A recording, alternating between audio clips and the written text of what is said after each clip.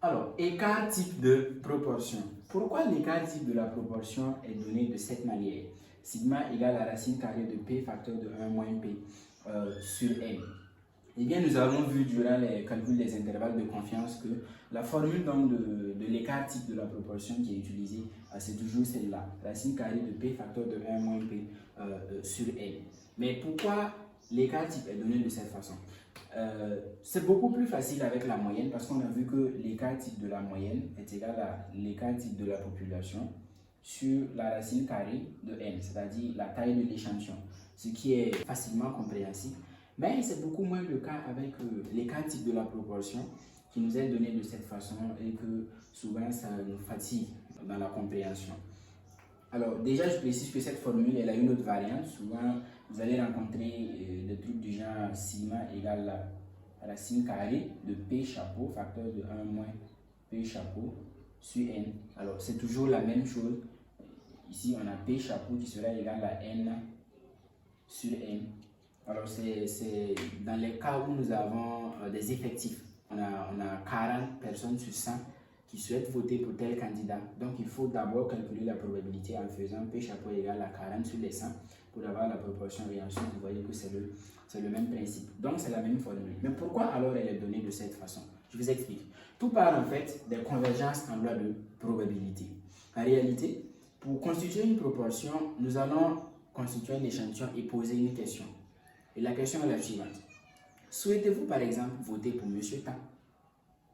Alors, lorsque la question est posée, nous avons deux issues possibles. Nous avons deux réponses possibles. C'est soit oui ou soit non. Donc, nous avons ici une épreuve de Bernoulli avec des probabilités égales. P égale le Q, c'est fait 1 demi, 1 demi. Nous avons autant de probabilités d'avoir un oui qu'autant de probabilités d'avoir un non.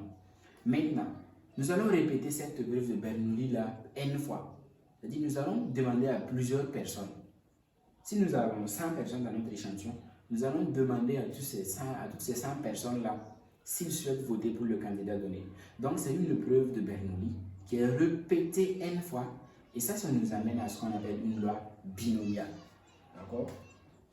Ça fait une loi binomiale dont les paramètres sont n, la taille de l'échantillon, et p, voilà la proportion ou la probabilité dans notre cas. Donc, nous avons une loi binomiale. Nous avons une proportion qui est régie par une loi binomiale de paramètres n et puis p. Mais cela ne peut pas nous servir. Cette connaissance ne nous sert pas parce que nous voulons utiliser la table de la loi normale centrée réduite pour le calcul de nos probabilités. Pourtant, notre variable, elle suit une loi binomiale. Donc, nous allons devoir utiliser la convergence de la loi binomiale vers en fait la loi normale. Et la convergence de la loi binomiale vers la loi normale nous dit quoi? Lorsque nous avons une variable qui suit une loi binomiale de paramètres n et puis p, eh bien, cette variable suit une loi normale de paramètres np et racine carrée de npq. Ça, c'est une loi qui est connue et enseignée à tous. Lorsque une variable suit une loi binomiale de paramètres np, et je précise si n est suffisamment grand, il faut que le n soit supérieur à 30. Il faut aussi que np soit supérieur à 5. Il faut également que pq soit supérieur à 5. Alors, je vais les écrire parce que c'est très important. Alors, n va être supérieur à 30, supérieur ou égal à 30. np va être supérieur à 5 et je crois npq va être également supérieur à 5. Je pense si je ne me trompe pas. Donc, si ces conditions-là sont remplies, eh bien, vous pouvez approcher la loi à la loi normale de paramètres np et d'écart type, de moyenne np et d'écart type npq. Mais si vous regardez cette formule, nous avons en fait un n de trop. Parce que le q, nous savons qu'il est égal à 1 moins p. Donc, c'est le n qui est de trop en fait dans la loi. Et d'ailleurs, comme il est grand, très souvent, il va nous fatiguer dans les calculs. Donc, nous pouvons nous donner pour objectif d'éliminer le n.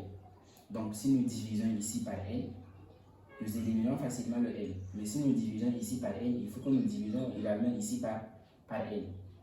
Donc, on va obtenir cette loi. C'est-à-dire que ça sera une loi normale qui va suivre, qui va avoir une moyenne p, et un écart type racine carrée de npq sur n. Et ça, on peut l'écrire autrement. L'écart type, comment? On peut l'écrire de cette façon. Ça fait npq sur n est encore égal à la racine carrée de n carré. Donc, les cas types, on peut l'écrire encore de cette façon. On peut toujours l'écrire de la façon suivante, dit on peut avoir une grande racine parce qu'on a une racine ici, bref, c'est une règle donc de la racine carrée. On va pouvoir l'écrire de cette façon et de là maintenant nous allons simplifier le n et le n ici et nous allons obtenir la racine carrée de pq sur n. Bien sûr, avec q égale à 1 moins p. Donc, ça va nous donner la racine carrée de p, facteur de 1 moins p sur n.